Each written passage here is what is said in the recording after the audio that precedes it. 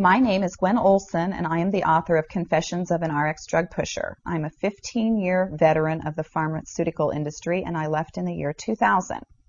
And what I would like to do today is I would like to dispel the myth that the pharmaceutical industry is in the business of health and healing.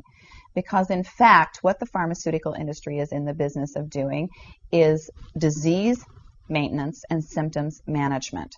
They are not in the business to cure cancer, to cure Alzheimer's, to cure heart disease, because if they were, they would be in the business of putting themselves out of business, and that in fact doesn't make sense.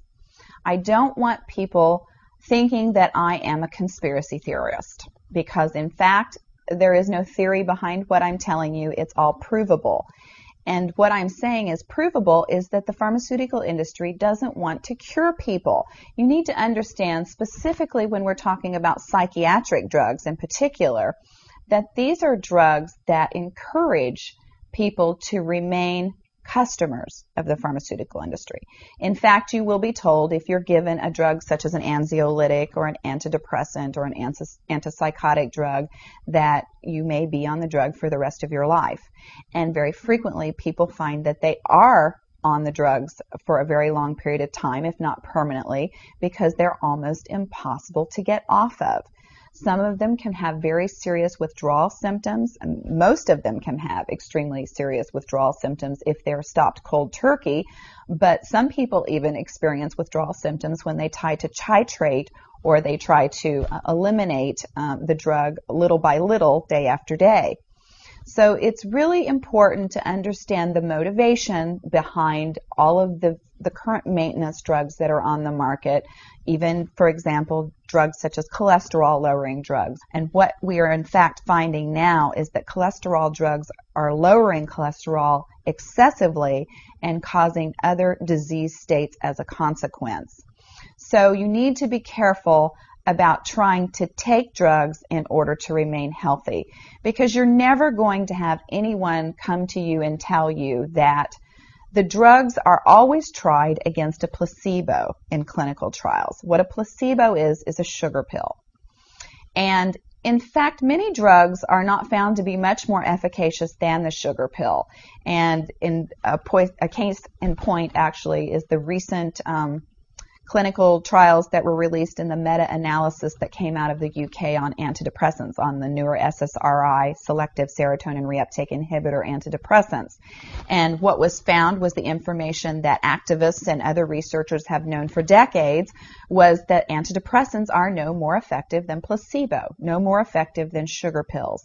But yet there are over 44 million people that have been taking these antidepressants, and a large number of them people that have mild to moderate depressive episodes. In fact, they prove that the antidepressants were not effective in anyone with the exception of some of the most severely depressed patients. And I can tell you from personal experience that there are a number of things that depressed patients can do to improve their mental status aside from drugs that are quite effective, and in fact more effective than placebo. Another recent study that was released showed that exercise was in fact more effective than either placebo or the antidepressant drug that they were compared to. But just like Bill Maher said in his show, you know, we're never going to hear any ads on television that are sponsored by anybody saying, you know, the New England Journal just announced that exercise is twice as effective as antidepressants in curing depression. Ask your doctor if getting your butt off the couch is right for you.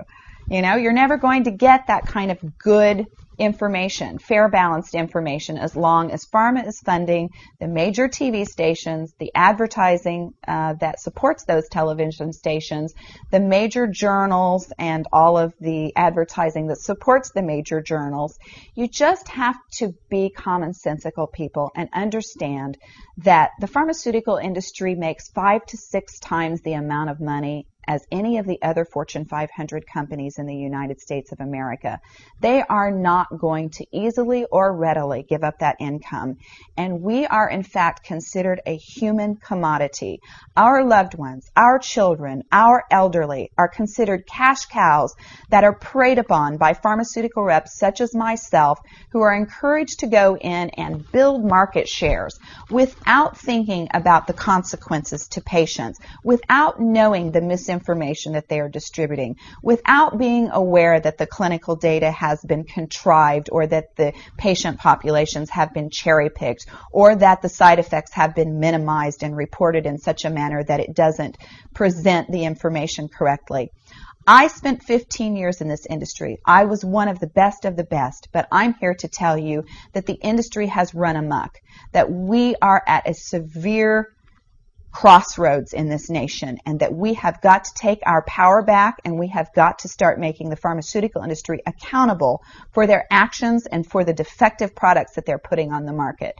It won't be long before every American is affected by this disaster, and we need to be aware of what the differences are between diseases, between disorders, and between syndromes. Because if it doesn't have to be scientifically proven, if there are no tests, if there are no blood tests, CAT scans, urine tests, MRIs, if there is nothing to document that you have a disease, then you in fact do not have a disease, you have a disorder. And it has been given and has been diagnosed pretentiously. And you need to get yourself educated and understand that there are options, and those options are much more effective than drugs. You need to look into the nutritional aspects of your diet and your lifestyle aspects.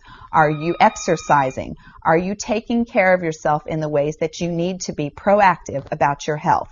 Because once you start down the road of taking one prescription drug on top of the other, you will be a lifelong customer for the pharmaceutical industry, and your choices will be truncated.